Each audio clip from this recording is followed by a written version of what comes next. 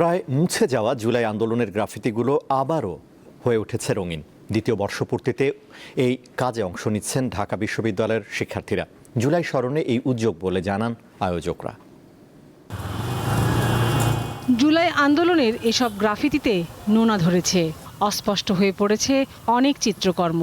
তাই 2 বছর আগে করা এসব চিত্রকর্মে নতুন করে দেয়া হচ্ছে রঙের প্রলেপ।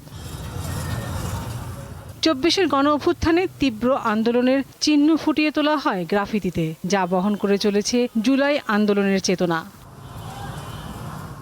শনিবার ঢাকা বিশ্ববিদ্যালয় গ্রাফিতি পুনঃঅঙ্কনের আয়োজন করে। এতে চারুকলা অনুষদের শিক্ষার্থীদের সাথে সেই সময় যারা গ্রাফিতি এঁকেছিল তারাও অংশ নিচ্ছেন। যখন মানুষ অতিষ্ঠ হয়ে যায়, মুখের কথা বলার কোনো দাম থাকে না, তখন আসলে গ্রাফিতি হয়। এই যে আসলে ওই টিনেজার ছেলেমেয়েরা যখন দেখেছিল যে স্বৈরাচারী সরকার আসলে কোনোভাবেই কথা শুনছে না, তখন পেশাদার শিল্পীরা না, মানে একেবারে যা খুশি ঘর থেকে বেরিয়ে এসে তখন তারা সেই দেয়ালে দেয়ালে গ্রাফিতি করেছে সারা দেশে।